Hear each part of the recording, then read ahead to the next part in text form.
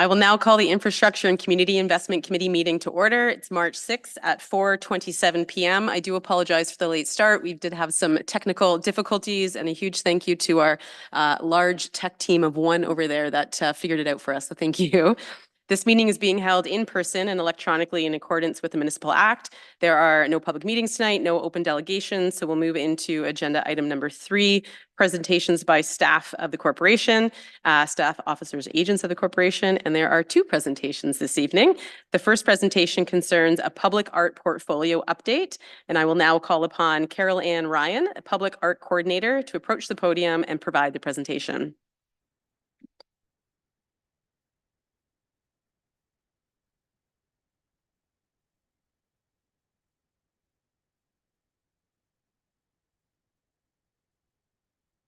Members of committee, thank you for having me here. I'm looking forward to sharing an update on our public art program. Once I know where my presentation is.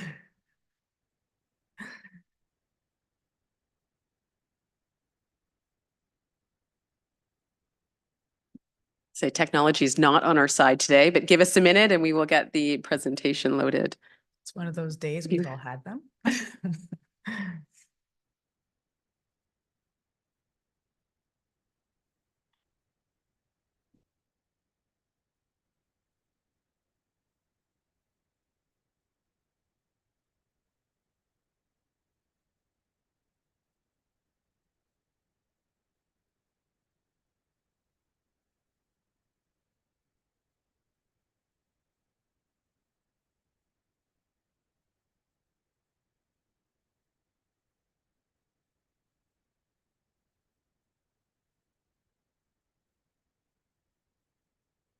Okay, thank you. So without further ado, I'd like to begin. And I'll start with some background information for you all. I may click. So our public art program at the City of Barrie was approved by City Council in 2012 with a public art policy. And that policy led to the Barrie Public Art Committee, which is a volunteer working advisory committee to council. Oh, pardon me. Oh, okay. And the Barrie Public Art Committee is an active volunteer group, and previous to the creation of my role in 2021, this volunteer group largely facilitated the public art program with the assistance of City of Barrie staff. And today they work directly with the public art coordinator and continue to advise and develop on public art for the city.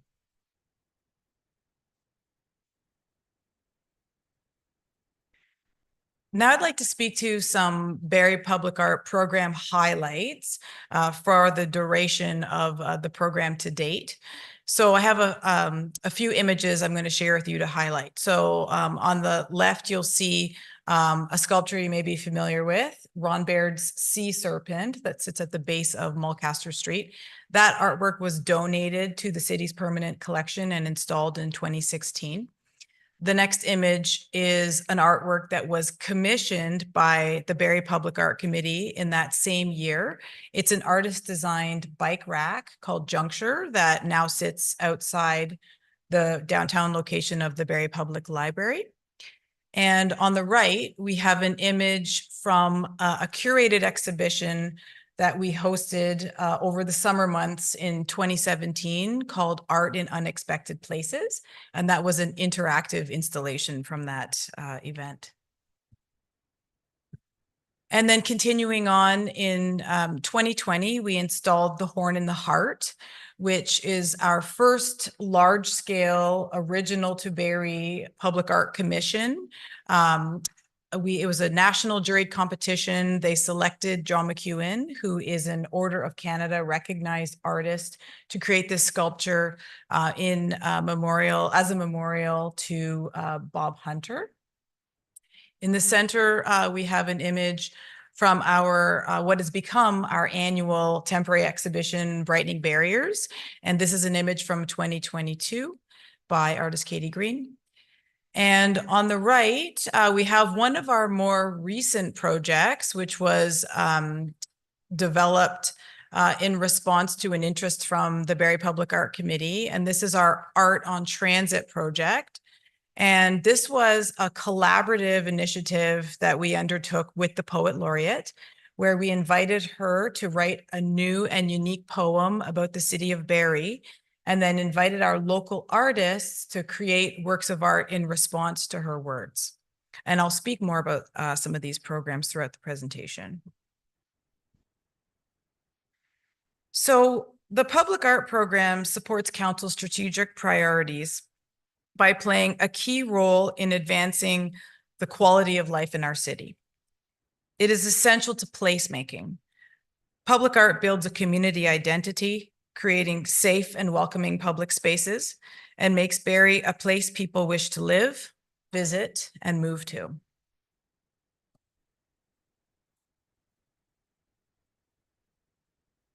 The objectives of Invest Barrie are aligned with the placemaking benefits that we find in an artistically vibrant city. Public art in a city attracts new business, new residents, and tourists, while also providing opportunity for our local arts community. Public art feeds the soul of a city. What do we do in our time outside of work? What is there to enrich our experience as we walk, drive, or cycle to and from work or school?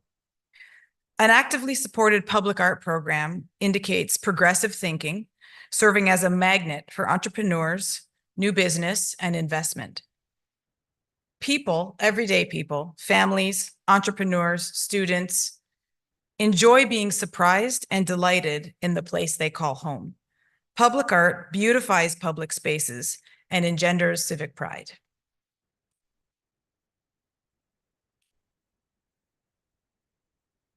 Next, I'd like to speak to my role. That's me. Since the development of the public coordinator role in 2021, we have strengthened the city's commitment to public art by building on the foundation set in the past. As a staff member, I've become integrated into the larger City of Barrie team. And as I mentioned earlier, with public art being facilitated by a volunteer committee, we've certainly had more ability to move the portfolio forward with my role in place. This has led to advising on new opportunities and partnering with other departments to develop new initiatives. And examples of these include councillor-led projects on public buildings or within public parks, traffic cabinet wraps, and art on transit. And all of these projects were successful thanks to the support of fellow city staff. I'm also focused on maintaining our public art collection. Both the permanent and temporary artworks in public space require protection and conservation. Moreover, I ensure that these same works are shared with the public through education and programming initiatives, such as the production of our public art guide and providing and offering public art walking tours. In addition to the public art that we facilitate within the city, it is my role to support and advise on public art endeavors driven by members of our community. Examples of this include the BIA's Downtown Mural Program and the Rotary Mosaic Mural that has been shared to you through a memo on this week's circulation list. Now I'd like to proceed through some highlights from last year, 2023, and I'll share a few projects that we successfully executed. And I'm going to begin with Brightening Barriers. As I mentioned earlier, this project has become annual. It began in 2021 as an initiative of the Barrie Public Art Committee. It was developed in response to the pandemic. The Public Art Committee at the time really felt that our community needed some uplift, some brightening. As we all recall, we were separated from friends and family. Our downtown corridor was under construction, and things just felt really tough. So we developed this project that would enliven and uplift our community members and business owners. So for that first year and for every year since, we commissioned local artists to create original works of art that will be installed downtown on our restaurant patios. This is a partnering opportunity with the BIA and with our local business owners. The art on the streets is an accessible cultural experience available to anyone who's walking downtown, whether you're living there, you're visiting, or you're patronizing a restaurant. This project has gotten a lot of traction. The reason it's become annual is because it's become very popular locally, but also it's received some accolades through the Economic Development Council, both internationally as well as provincially.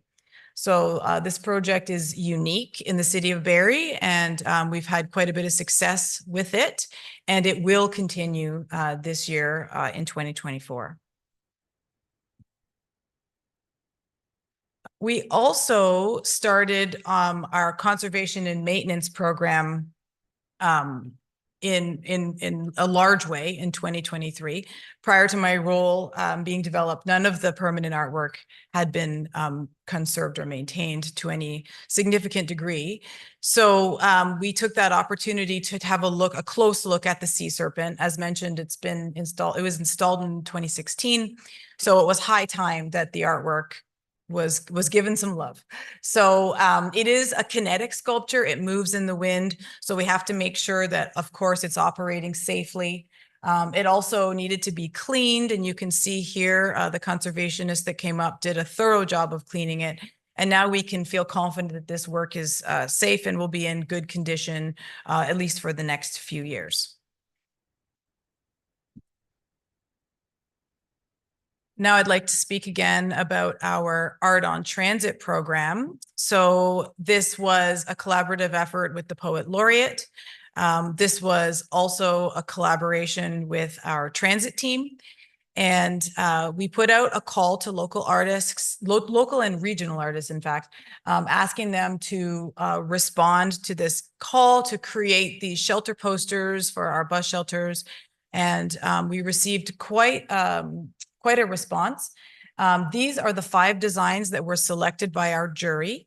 Those 5 designs appear on 10 shelters throughout the City of Barrie. There is 1 wrapped shelter in each of the 10 wards. This has also become quite a successful project. People really enjoy seeing art on city infrastructure, in some ways in unexpected places. And that example continues with our traffic cabinet program. These are the 5 cabinets that were wrapped in 2023. We will be continuing with 5 more this year in 2024.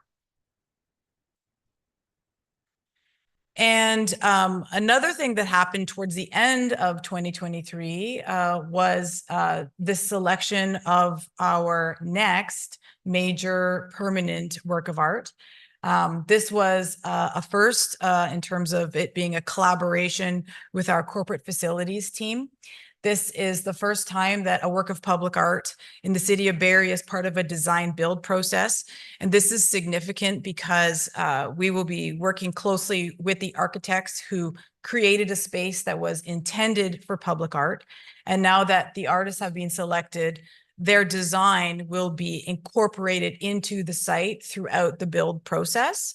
And this is a really wonderful way to build a public art program. And the working relationship with corporate facilities has been great. And I look forward to fulfilling this project with them.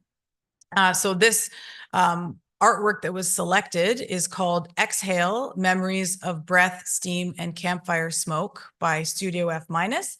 And we can look forward to seeing it at our new Barrie Allendale Transit Terminal when it opens in 2025.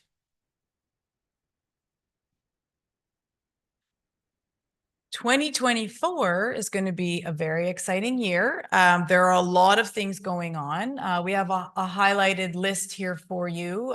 We already have our culture plan update and public art strategy in the works. As mentioned, Brightening Barriers will be back I'll be collaborating with my colleague in cultural development to create another professional development program, this one focused on digitization skills for our local artists, which will mean more of them will have the skills and ability to participate in programs like the traffic cabinet wraps. We'll continue with those traffic cabinet wraps. As you know, Exhale will be on its way in development this year. And we will be doing a new project, Seeds to Sow, with support of Parks Planning. And I'd like to speak to that in more detail. So Seeds to Sow is a temporary exhibition of site-specific public art that we're planning for fall of 2024.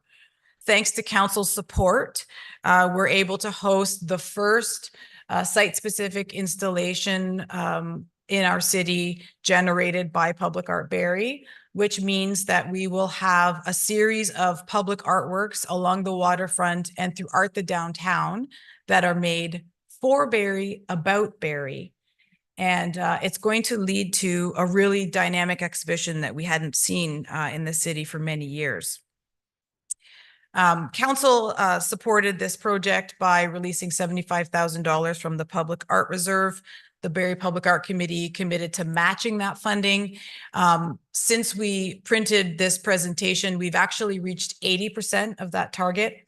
And a portion of it, that bump that we've received is because we learned this week that we received a grant that we applied for. So things are really going well in the development of it.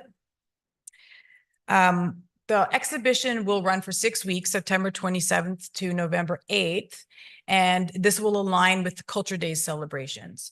And Culture Days is a national celebration of arts and culture, and the City of Barrie has always been very involved in this and developing out great programming.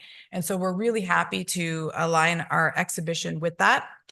And in addition to Culture Days, as part of the Seeds to Sow programming, we've reached out to some of our larger arts organizations, asking them if they would also like to program and align at the same time. So Talk is Free Theatre, Theatre by the Bay, the Barrie Film Festival, McLaren Arts Center, we will all be aligning efforts during this period of time so that we will really have an expansive and multidisciplinary celebration of culture happening this fall.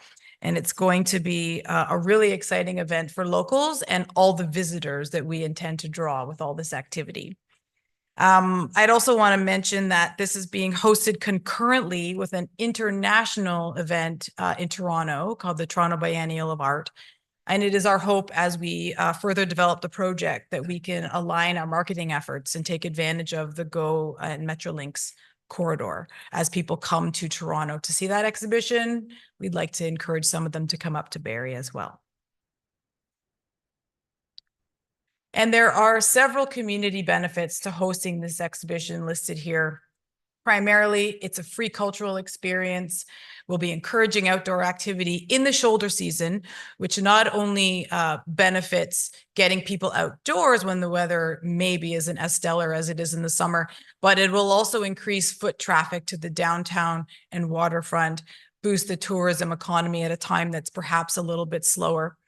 And moreover, bringing some of the nationally recognized artists that we are to the city for this exhibition, we will be creating some professional development opportunities, mentorship for our local and regional artists, because we're really hoping to get them involved in the development and execution of this project as well.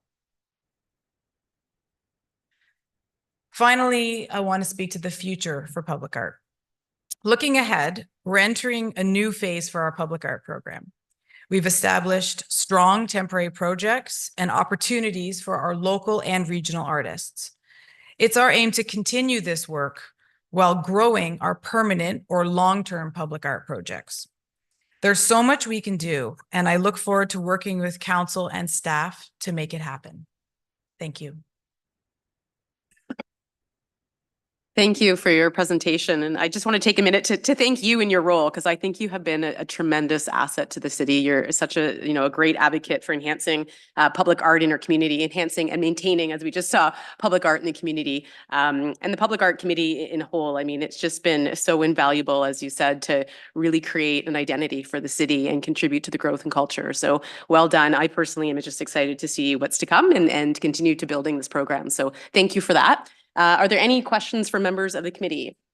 Deputy Mayor Thompson. Thank you, Chair Hamilton, and thank you for the presentation. For other members of council who have never sat down with Ms. Ryan, they know that this is 100% her life. Art. And Matt might not like to hear that, but art is a very important thing. And I've learned so much from you. I know the struggles and I know the cost of art, and I look at it so different now, and I look at it in Toronto, how it joins communities and represents history. I always think of Spadina, and I think it's Richmond. It's got a big thimble, and it used to be the garment district and stuff, and it represents history and stuff. And I don't want to create work because I know that you're pulled in about 30 different directions and stuff. But is there a possibility that you can maybe write a memo to council explaining opportunities with the development community? I know some municipalities, they take, like, I know it's under section 37, we use it for affordability or some things, but to show like other municipalities of how they generate some revenue to their public art, because I always say this, I never thought I would say this publicly, but like, I think it's so important to a community that builds, and it does a lot of things. We've done a lot in the park, in my ward and stuff. But yeah, if we could just see some paths that, other municipalities have tried. I think I don't want to say Montreal or Quebec, but they take 1% of DCs or a charge and they put it towards public art and stuff. So is there a way that we can maybe see something that gives council some options and how other municipalities are doing it to generate the revenue? Because you will never meet a better committee. These people like die for art and work hard at it. And it's really like, I learned a lesson my very first meeting. We had a long-term member who was retiring from the committee, and we had, I don't know if it was one of the artists in the committee had painted a picture, and they were asking for money to frame it. I build roads for a living, and I was like, well, you let him frame it himself so he knows what his house looks like. And they all looked at me, it was like, no, you frame art because you don't take away from the beauty of the artwork. It's not what your decor is in your house. And I was like, oh, so now I know. Like, I thought they were a little bit art snobs at that time, but we've come a long way. And I've learned a lot, and I know the importance, but I would love to see a way where we could, expand the budget, but not, just on a tax base where it's development involvement. And, we're building a lot in communities and, big structures that could use with some public art to join the city. Thank you again. Thank you. Through you, Chair Hamilton, to Deputy Mayor Thompson. We can absolutely work on that. It's something that we have discussed through the Public Art Committee and certainly in our department for many years. And there are a number of models out there. You're correct. We can certainly provide a summary list of what's available or best suited to Barrie to help find some funding to encourage more public art development. I can absolutely do that. And just to clarify your recollection, you're absolutely correct. That was when former chair Ted Handy was retiring from public art, and we gave him a Ted Fullerton drawing as a gift. So well done. You've come so far, Deputy Mayor Thompson. I'm just sitting here in shock and amazement, and yeah, very pleased. Any other questions from members of council? Councillor Rietman. Thank you, Chair Hamilton, and I'd certainly echo Deputy Mayor's comments. And I had the great experience of working with you, Carol Ann, and the committee on the art that we put on Eastview Arena, and that was a great experience and it worked out really well. And I guess one of the things that I'd be interested in, certainly as the deputy mayor, in terms of how could we generate more funds in order to get more art. The other part of that would be, how can we publicize the art that we do have, so that members of the community know what it's about and know where it is?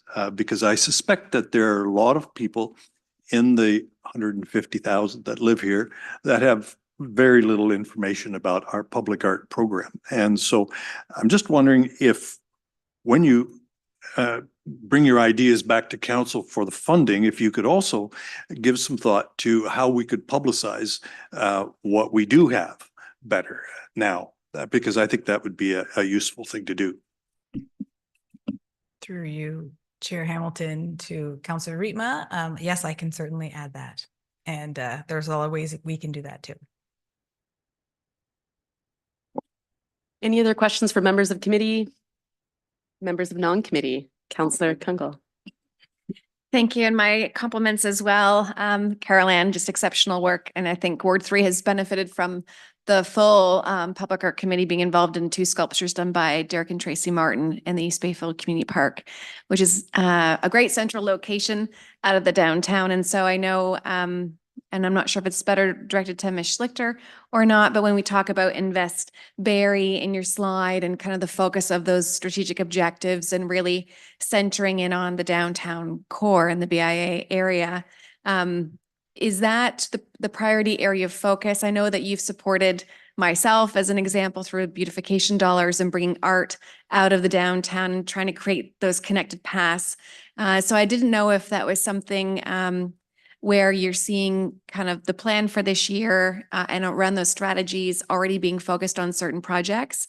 And if we are looking to engage you or members of the committee on ideas around beautification or art in our areas, you know, should we be doing that soon, or is that kind of a next year thing? I know we've got to use our budget ideally and have things implemented well in advance of the next municipal election. But I didn't know strategically if through you, Carol Ann or Ms. Schlichter, any guidance to us if we're looking to engage yourself and the committee in idea generation, if there's certain timelines or an availability of your time. Through you, Chair Hamilton, to Councillor Kungle, thank you for the question. I know there was some direction that came through the memo regarding the use of the beautification. I would say sooner rather than later. We have it in the back of our minds when we look at work planning, Caroline and I, that we anticipate or are hopeful that there may be some council projects coming. So I would say the sooner the better. In terms of that overall strategy and the question you asked with, are you just focused on downtown or citywide? Downtown is the heart of a city, so without a doubt, you want to include that. But I think through the traffic cabinet program and the transit program, there is a desire to bring public art to community beyond, I think, the downtown. And again, downtown is critical. There's lots of elements and vibrancy in that corridor that you want to certainly have art in there. But I do think it is important, and I think as a committee and as a group, bringing it to the city and into neighborhoods has value as well. We work within our means, and I would dare say that Carol Ann stretches the means as far as they can possibly go. The supportive community has been incredible. We wouldn't be able to achieve some of the programs without the sponsorship. So I would say there's a real investment, both from community we're seeing in addition to what council's delivering. So I think the goal is that it is a citywide approach. We're hoping to get more guidance too out of that public arts strategy that will look, again, citywide, where are great areas to develop more public art programming. And in addition to that question, one comment comes to mind from an active transportation. And I know I think you've shared about your being an active cyclist, but how we bring maybe these intersections of highlighting where art is in the city through cycling or transit routes that we can invite what is it, the over 140,000 resident visitors that come through Kempen Fest and otherwise, or through Heritage Week and the Heritage Tours, but how do we kind of create an opportunity to kind of self-serve around different routes that can kind of support different initiatives? I know some of our committee conversations might not touch the Public Art Committee, so I'm hoping to change that and see if it just means an invitation to a committee or how we can look at maximizing both inviting people to skate, scoot, jump on a bus, but to do that in a way in which they might find a destination, and one being some of our public art spaces. I was in Boston recently, and just an exceptional amount of public art, and you can see how it gravitates both a tourism but a resident feature. So by far in comparison, of course, different cities, but I have to say you and the committee have added an amazing vibrancy to our city, and I thank you for that.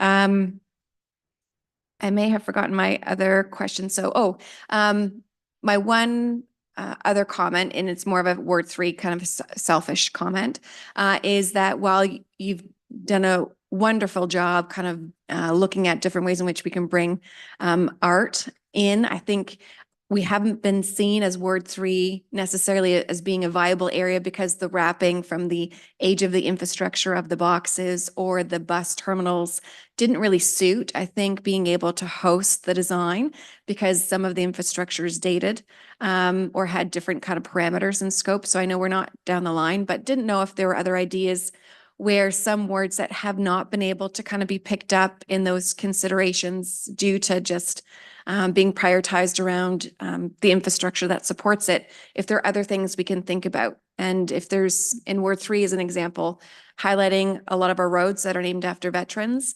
or Cundall's having a history of agriculture, if flags are seen to be still appropriate on streetlights, or ways in which we can kind of showcase heritage or beautification along main arteries, and in effect around a lot of our schools in the Ward 3 area. So love any ideas that you may have around Ward 3 specifically, or if I can engage the committee in kind of touring that area with me and thinking about what we can do differently there. Sure. Through you, Mayor Hamilton, to you, Councillor Kungl, we can certainly explore that for sure. And I just to add to what Ms. Schlichter said earlier, I absolutely would like to see more art throughout all the wards of Barrie. And that's something that I hope we can achieve through our public art strategy, ensuring that every ward has a number of different opportunities and engagements going forward. Good. Any other questions from members of non-committee? Yes, go ahead, Councillor Corser. Well, Councillor Kungl has stolen all my questions, but I did want to say that I am a member of the Public Art Committee, and being a fly on the wall for the conversations of what I'm learning. And again, the expertise is incredible. The knowledge that is on this committee is stunning, and the dedication of everybody on the committee to get new projects, top talent, local initiatives it's just a really educational experience, and I really enjoy going to our meetings. So I just wanted to say kudos. It was really good. Thanks. Thank you. Thank you. Any final questions from members or non-members of committee? Seeing none. Well, again, a huge thank you. It's not very often that you receive unanimous accolades around this table. So it speaks to obviously the tremendous job you're doing, and it's clearly much appreciated. So thank you to you specifically, but also to the committee at large, and appreciate your presentation and your work and effort in the city. Thank you, Chair Hamilton. Thank you, members of council. Have a good evening.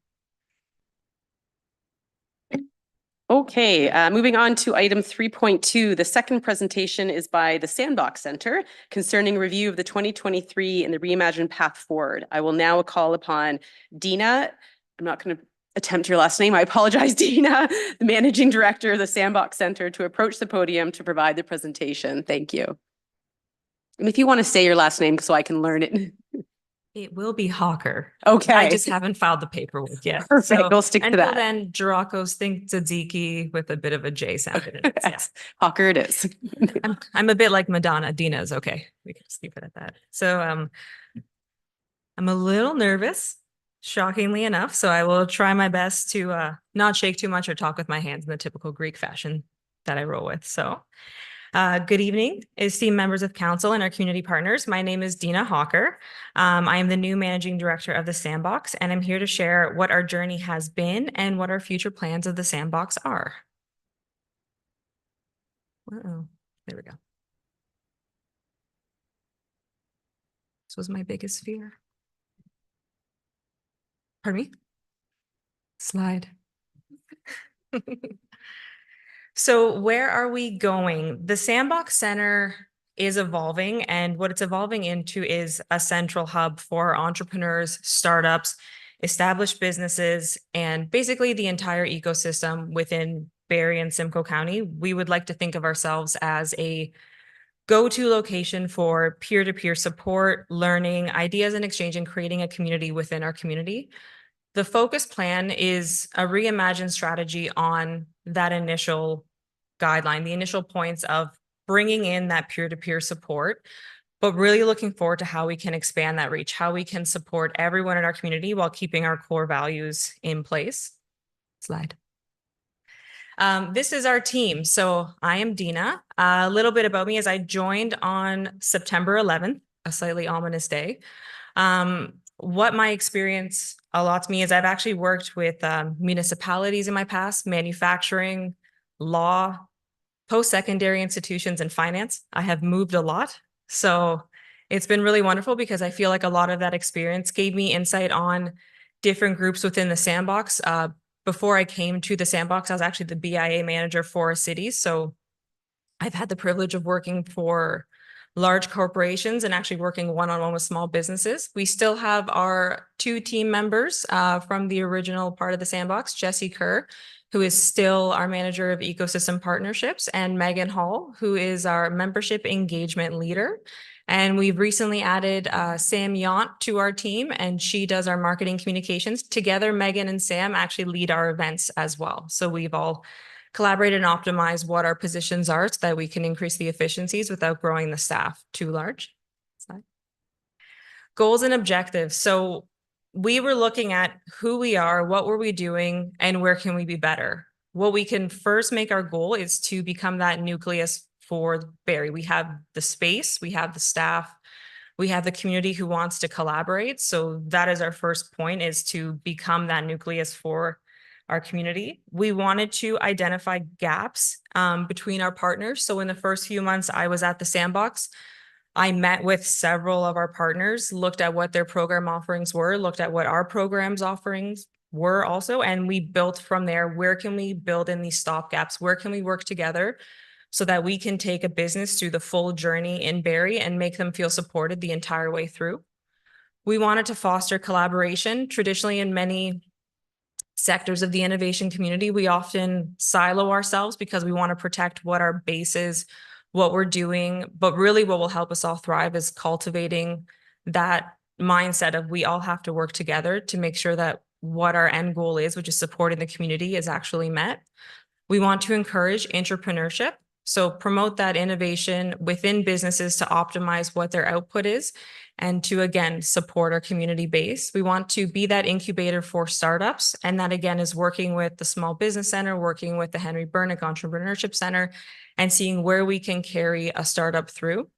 We want to have the community gather in our space, which is where the events we host, and having that space to give out to the community is extremely beneficial, because as everyone who walks through our door says, I've never seen anything like this. This is amazing. We want to keep that going. And we want to be able to accelerate business growth. So that is for those medium to large companies who haven't always seen that they had a fit at the Sandbox. We are building that base up to support the entire roster of businesses that exist within Barrie. 2023 in review. So there was a few big impacts that happened to us in that time. One was there was a transformation in our leadership strategy and also a transition in the leader. That would be me. Again, I have a big focus on strategy and operational efficiency. So that's something that I brought at the forefront. One of the examples of those changes were in the first 3 months I was At the sandbox, we were able to all work together and actually decrease overhead costs by 40% month after month. And we expect to land at about a 30% decrease in operational costs in 2024. We optimized our software to allow for ease of use for the community. We started partnering more with with our high schools and put that importance back on the youth focus of becoming an entrepreneur. So we brought in junior achievers. We work with several high schools now, bringing in a co-op program, and we're working with some other innovation centers to bring in more programming towards supporting our youth. Because again, our families that want to stay in Barrie also want to see something for their families. During 2023, they did host, we hosted Recon, and I say they, sorry, because I wasn't here for the entire year, but they hosted Recon and did a section by section analysis of what is everyone doing within this ecosystem, where are the gaps, how can we support it? And they also, 2 members of our sandbox team were also going out into the community asking what was still needed. Some of the overall highlights were how many visitors we had to the space, how many members and clients came in. So 1,904 annually came in. We had participants from outside of Barrie come into our space at almost 300 annually. The social media outputs and inputs I'll leave up there just for everyone to review. Our collaborations, again, this was a year of transitional leadership, so it didn't have a huge increase from the year before, but they were still able to maintain their peer groups, which were at their base of doing over 71 sessions in the year and keeping those peer groups and leaders engaged, and they've grown since then. And the amount of members connections that they reached were 18,262. These were some of the successful programs that happened in 2023. What these taught us when we looked at them in review when we were re-strategizing was that equity deserving programs need to be put at the forefront. Peer circles are still what makes and defines us as a group, because that is that community support. Recon allowed us to spread our message to other areas outside of Barrie and really let them know that we can also offer support if their innovation sector does not have what we have. Title equity, again, was for the equity deserving initiatives that we had, in the IP Innovation Clinic ran for several years and was met with a lot of appreciation and success. And many of our members still ask about when we are bringing those back, because that has become increasingly more important to our business community. 2024 direction. So what we are looking for right now is to continue our operational efficiencies, and that included a transition to a new CRM platform that increased our visibility to our partners and to our members. We have been creating digital and in-house offerings because, again, we are in Barrie, but there is a community that is just outside of that also requires our support. So we've been building up both an in-person platform of programs as well as our digital offerings. We want to continue to support our startups. So again, bridging that gap between our partners for how we can keep our community engaged. Retention and growth strategies. So we've been implementing programs that target those needs so we can continue to grow our reach and show that we have a multifaceted appeal to our community. And we're again looking to create an ecosystem that is holistic and we support each other. So everything we're looking to do is to support, grow, and make sure that when someone enters our innovation community, that we are keeping them and fostering their talents, and so that Barrie doesn't lose any talent. Okay. 2024 sponsorship, partnerships, and memberships. I was very fortunate. I'd been in many meetings with our sponsors and partners, and they do believe in the model that we have. And it's been wonderful to see that so far, to date, we have 100% retention of the sponsors who were part of the initial launch of the sandbox and others who have continued. We have also seen a growth in new sponsors at different levels. But with these new meetings, with the new outreach to the community, we have seen more and more community members want to become involved with us, which to me was absolutely wonderful, especially given the financial climate that everyone is currently experiencing. With our membership, we did have a slight shift in what our priorities were. Again, we have that business focus in place, so there was a natural attrition that occurred. But what we have seen is month over month since I have been here, I have seen a diverse group of community members and businesses come and want to engage with us, offering mentor hours, wanting to volunteer, wanting to be a part of programs. And that's something, as someone personally who is new to Barrie, I was thrilled to see that because that made me feel so excited to be here. And I could only imagine what that's going to do for our members as we roll out many of our new programs. Our current membership, we have 305 active plans. That does not include every member of that team. An active plan could be for a large company, an active plan could be for an individual. So where it rounds off right now of total people in our estimates was over 600. Yeah, which is wonderful. 2024 programming, here's a little sneak peek into what we'll be rolling out, which you will probably not recognize most of these as they are brand new. We have equity deserving programs we have put in place. Again, we have mental wellness support we've put in place. We have startup coaching. We've brought in virtual programs. We've created master classes, which will be online and in person. How to sell your business for anyone looking for exit strategies, employee ownership trust panels, supervisor upskilling courses, cost of turnover. You can see there is a wide array because what we want to do is appeal to everybody. There is a place for everybody at the Sandbox, and we want to be able to pique the interest of our community. So our offerings, we want to be as diverse as what our membership base is.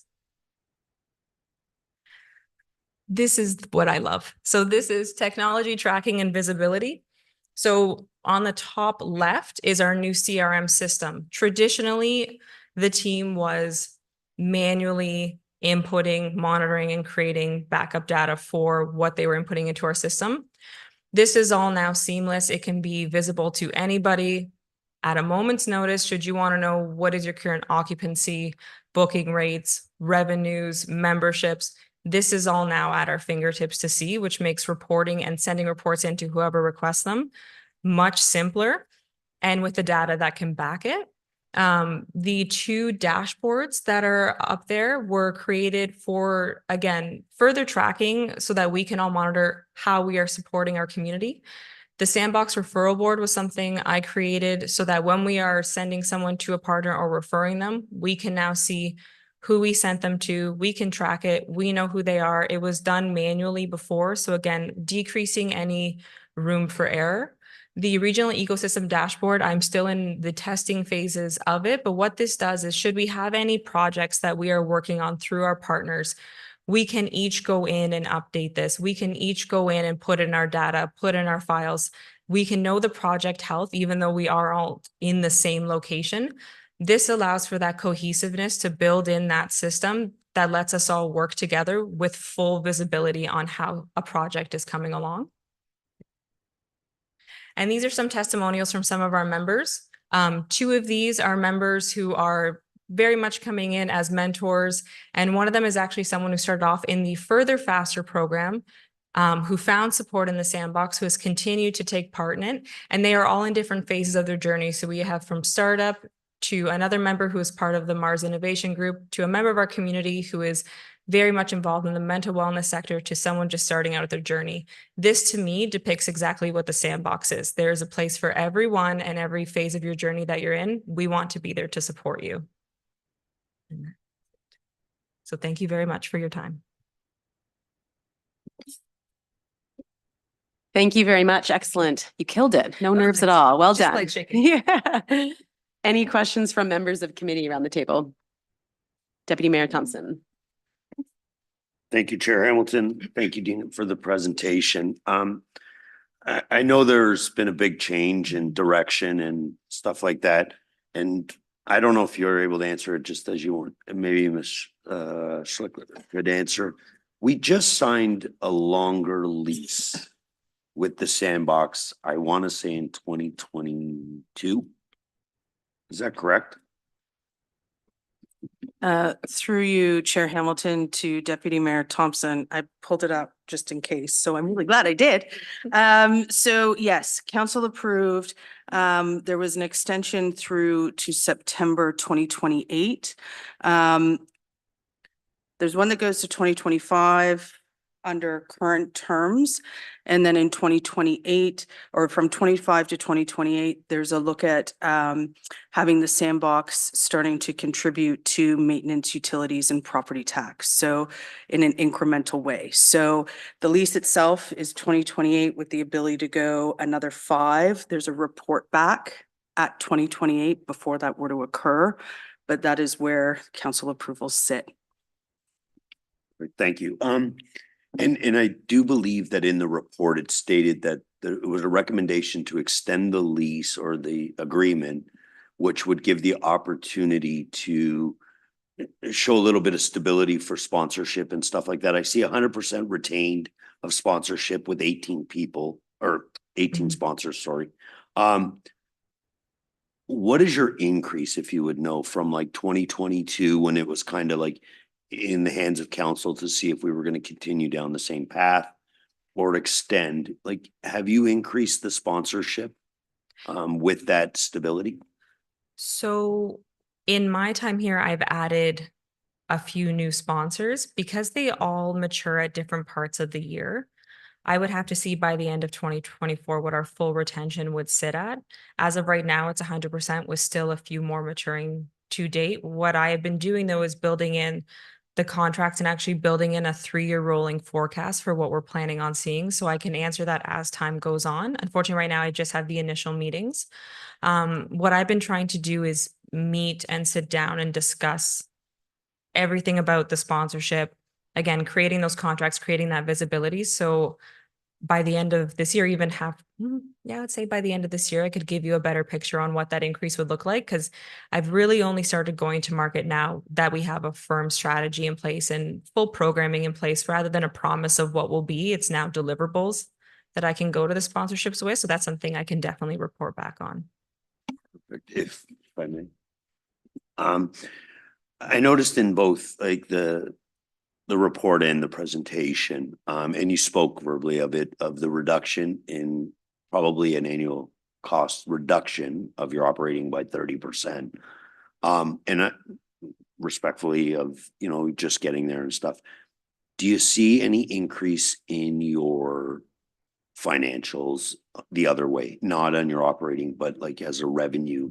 Are you see, look, this is very high level and I understand that, and we can probably take a lot of this offline after and stuff, but it's nice to see a lot of people, you know, visiting and stuff. And I know that was some of the challenges in the previous management. There was a lot of focus on who walked through the door. In my world, did they leave a check matters to me, you know, so that's what keeps the lights on. And then like today, would you think that you would, as an organization, be viable to what could be coming down the pipe of paying some property tax, paying utilities, paying maintenance? Like, do you believe that it's a sustainable model that you're, you know, on the direction to? I believe where we're going is, I believe what I've put in place is, and this isn't me talking about me, but it is, again, seeing the overall strategy, I believe it is firm in what it can be. I believe there was a need to tighten up the programming, to tighten up the offerings, to offer both pay per use as well as free to use, to look at different variations of membership models so that you can appeal to a broader reach, to bring in programs, events, and not just the visitors. So I believe that what they did successfully is that the Sandbox was able to embrace the community and engage with them. Where we are going is to create substantive programming and events that also bring revenue in alongside that. So I believe the model we've put in place and where we're evolving into will create a sustainable environment. I believe the first thing that had to be done though was those operational deficiencies that were in place, which often happens in a startup. You're not always sure what's not working until someone can come in and do that. So I believe we are well on our way to that.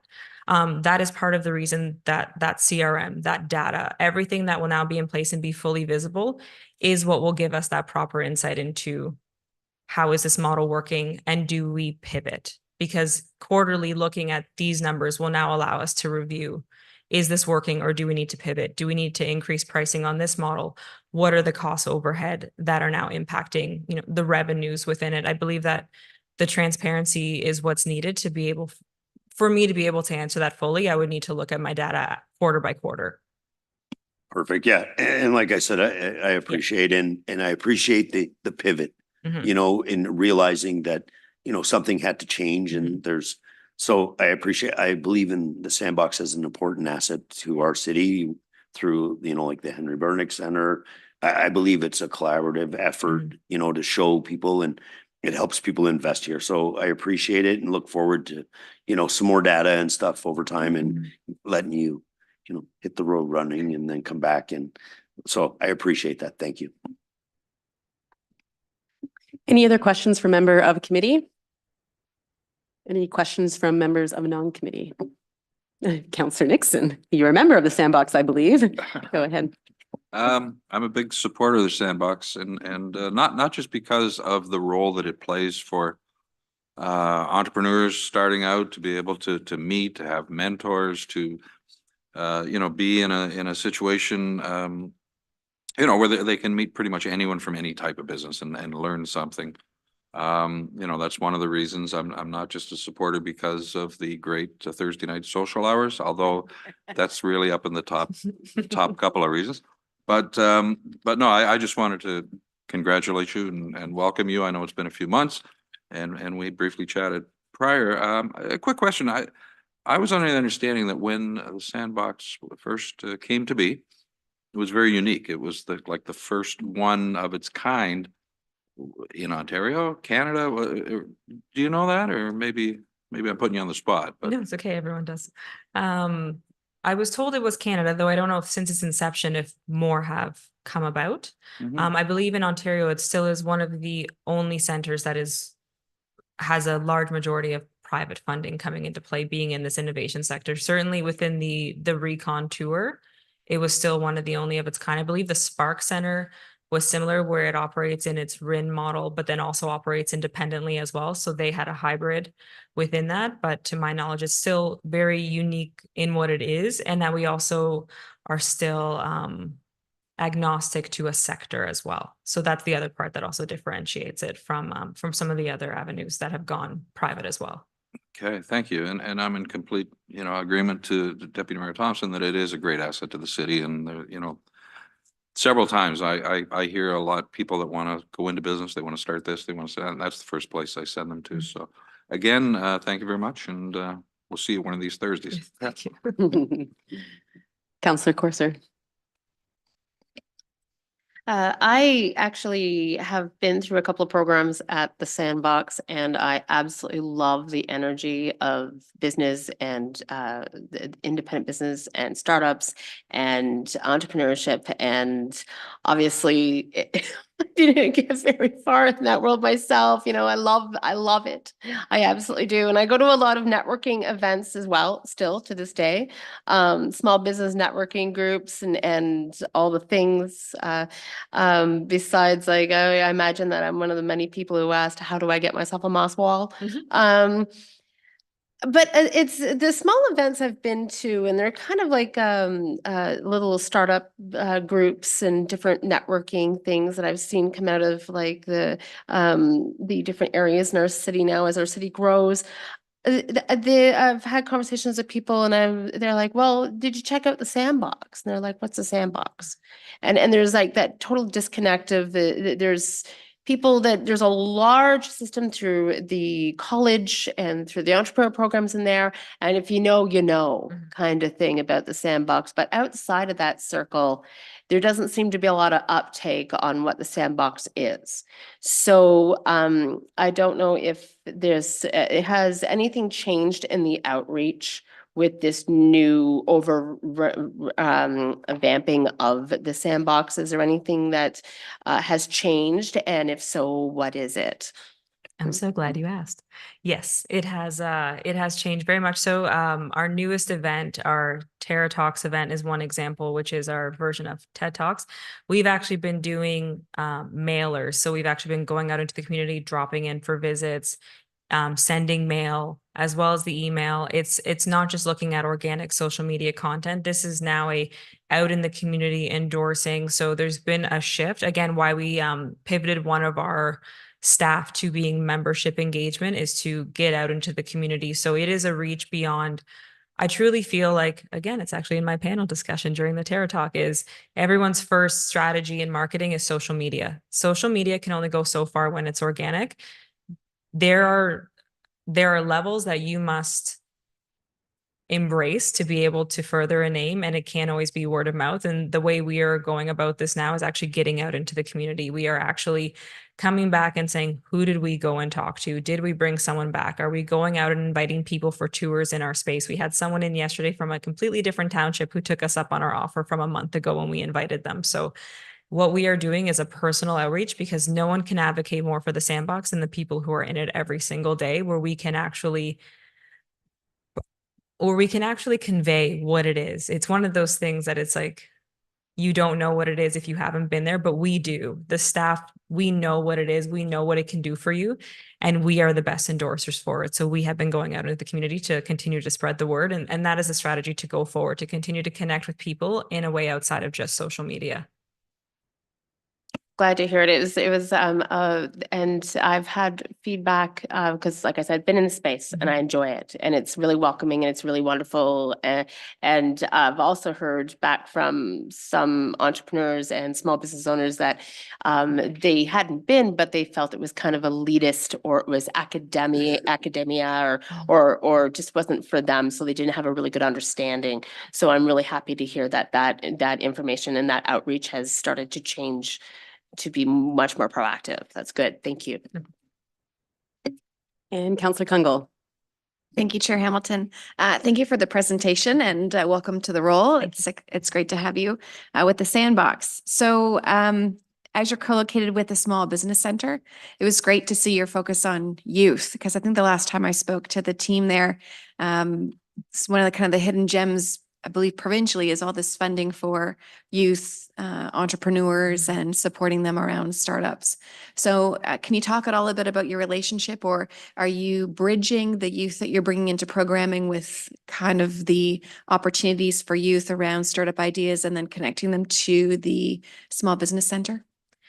So there's with in-house offerings, we've actually been doing a lot of it directly just as a sandbox relationship. So Junior Achievers was myself and Jesse are actually the lead facilitators of that. So every Wednesday night, which is where I'm going back to after here, we have them in our space, because again, what keeps families rooted in areas is the ability to have their children be a part of something. So we both firmly felt like that was a place for the sandbox to have great use. We brought them in place there.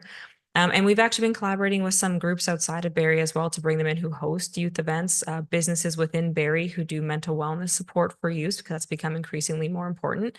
Directly with the Small Business Center, we haven't started actively working on a jump off point with that, because we've just brought it in since I've been in-house. So it's still in its early phases, but something that I feel like even with our co-op students, we're now in our second iteration of having co-op students in the space. And it's been wonderful to see it, because they're gaining that workplace experience and they're really growing. And for us, it's bringing a whole new energy that teaches us that you always have to be teaching. It's not about delegating a part-time staff. It's about teaching something and taking that time. So it's that mentoring, peer-to-peer support that we encourage to our members is also now translating to the staff, back to the youth in the area. So Thank you, Dina. no problem. Any other questions from members or non-members of the committee? And seeing none, well, thank you, Dina. It was a pleasure meeting you, and a warm welcome to you. I think you can see the support around the table right now, whether we're members or participants in the programs or just the Thursday night socials, which I know I have been to as well. So look forward to seeing you there. I've looked at your programming from March to July here, and I just think top notch. I mean, this is relevant, it's practical. So I look forward to the growth. I think the question is the sustainability. And I think, what you shared today in that pivot, I think, the sandbox is really headed in the right direction. I'd love to see, an update or so in a year from now and really look at that sustainability plan and that revenue generating model. But I think absolutely, it's new, right? And this is sort of the expectation of where we'd be. And I think the growth that you've accomplished to date is fantastic, but hope we can continue to see that. So thank you very much. Thank you very much. All right, moving on in our agenda this evening, there are no referred items. We will move into agenda item number 6, advisory committee reports. There are 3 advisory committee reports to be received. 6.1, report of the Arts Advisory Committee dated December 5th, 2023. 6.2, report of the Active Transportation and Sustainability Committee dated February 1st, 2024. And finally, the report of the Communities in Bloom Committee dated February 13th, 2024. Can I have a member of committee place the reports on the floor to be received? Madam Chair. Deputy Mayor Thompson, thank you. Are there any questions from members of the committee in regards to the reports? Any questions for members of council in attendance? Seeing none, all those in favor? Opposed? And it is carried. There is one recommendation from the Arts Advisory Committee dated December 5th, 2023 for the committee's consideration. The amendment to the Arts Advisory Committee terms of reference and funding for the Poet Laureate program. And the amendment reads that paragraph 1 be amended. Oh, sorry, I'm going to read amendments first. That the additions, paragraph 1, do you want to read that first? Okay, you read it. Oh, so does the member of committee wish to put the motion on the floor as printed? There we go. I will put the motion on the floor as printed and I have an amendment. As this motion is on the floor, are there any questions for members on the motion as printed, or you just want to go to the amendment? Go ahead and read the amendment. Thank you, Madam Chair. To amend the end of the sentence as followed in section paragraph 1. The city, to remove the chief librarian CEO and poet laureate from another community and the municipal culture staff from the Poet Laureate Selection Committee and replace it with 3 members of council. B, that the term of Poet Laureate be changed from 4 years to 2 years, starting with the new term of council, and I can speak to that. Okay, go ahead, please. Thank you. So reading the report and stuff and just looking at everything and, you know, I appreciate the first part of the motion as our Poet Laureate is doing tons of stuff. There's a few events I've been to and, you know, hopefully it helps with a little bit more to get more exposure. And that's why changing the term will give more exposure to more people. And that's pretty much it. It's just, it allows the opportunity for more poet laureates, which we will be able to expose, you know, different types of poetry, different cultures, different everything, you know, in a shorter term. Are there any questions from members of committee? Seeing none, any questions from council members in attendance? Seeing none. All those in favor of the amendment as spoken by Deputy Mayor Thompson? All those opposed, and it carries. Motion as amended carries. Oh, now we have to vote. Oh, goodness gracious. Okay, and now we will vote on the motion as amended. All those in favor? All those opposed, and it carries. All right, I will get this one day. Okay, moving on. Item number 7, reports of officers of the corporation. There are none, so we'll move into the final item on the agenda, item for discussion, the development of a disc golf plan. And I believe Deputy Mayor Thompson. I will put the motion on the floor as printed, and I believe somebody has an amendment. I just also want to note that staff member was attached to the agenda from Kevin Bradley, the manager of Parks Planning, dated March 6, 2024, regarding the development of the disc golf plan in response to the item for discussion. I think Councillor, you're not a member of the committee, so you can't amend. Councillor Harris is not. Councillor Negussi is.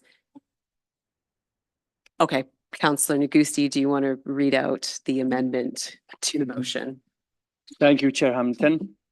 I have an amendment to this motion that staff in Park Planning Branch investigate the feasibility of updating the park strategy plan, including looking at city-owned land at Park Place and or other city-owned properties with related costing and report back on the results on the investigation to General Committee.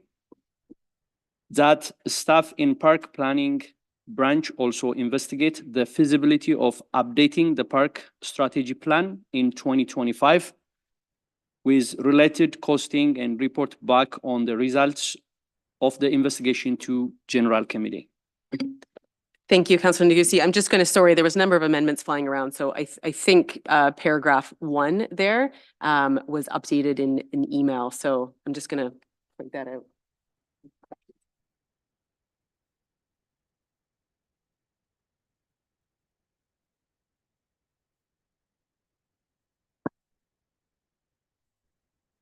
So the first paragraph would be that staff in the park planning branch be directed to undertake the study, investigate the feasibility, needs, and cost of developing a new 9-hole disc golf course in the city-owned land adjacent to Park Place. That includes public and disc golf community consultation with a report back on the result of the investigation to the Infrastructure and Community Investment Committee by October 2024. Second paragraph.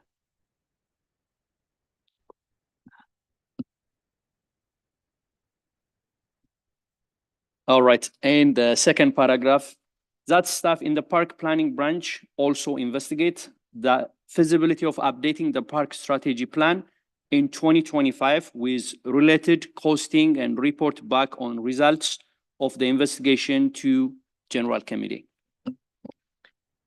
Thank you, Councillor Negussi. Are there any questions from members of council? Or sorry, members of the committee?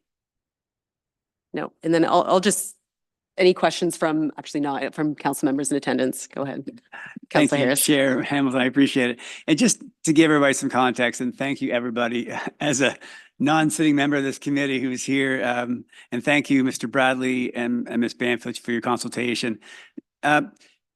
This disc golf, I'm not a disc golf player. I played once though, so I guess I can also call myself a player. Was brought to me by the disc golf community, knowing that their usage of Sandy Hollow is amongst the top 3 course uses in Canada as far as disc golf. It's a real growing sport. It's a very accessible sport, both as far as availability to different abilities, and it's really cheap and affordable. So my history with this goes back to this particular piece of land that's quite underutilized, the city-owned park behind Park Place. It's kind of a quasi-walking path, but it's got some environmental considerations that Mr. Bradley might be better able to describe than me. So it's got some sensitivities, but it can be used. So the opportunity kind of seemed to align around having a intermediate kind of introductory 9-hole disc golf course on this site. And my impetus was using my my ward improvement funds to help fund this project, because the disc golf community is very excited. They can do course design. There's lots of real partnership aligned to this effort. So I was trying not to get too caught up in the the levels and not interrupt staff's planning for our city with their parks and recreation strategy, but it seemed like an opportunity. It was sitting, talked to North American Group. They're quite aligned to having it more activated and people coming to the site. So there's no barrier with our neighbor. Their neighbor's fine. So what I was trying to do in this iteration tonight, and thank you, Councilor Negussi, for bringing this forward, was just to really separate the opportunity and the project as it relates to Park Place and the greater city plan as far as recreation, leisure, and all those good things that will come out of it, knowing that staff know, they're not surprised that the Sandy Hollow course, which again is one of the top used courses in Canada, is beside an area that we may have to sacrifice because of being by the landfill. So its lifespan isn't infinite. It's definitely more likely to be impacted in some, so it leaves a net zero for the disc golf community if we don't get something else done. So this is not meant to replace it, but to augment it, to make it a great, easy access place with an environmentally kind of has some sensitivities in the Park Place area, so that we can add something and utilize this really great space without really interrupting it with something really that we can't, go put soccer fields there, ball diamonds there. But we can work with nature to create a disc golf course. So if that's too long, I apologize. I'm trying to give you some context of how it got here, why it's here. So at some point, I'm hoping that my community or ward project funds will be able to help facilitate this, because the costs are really fairly manageable, fingers crossed.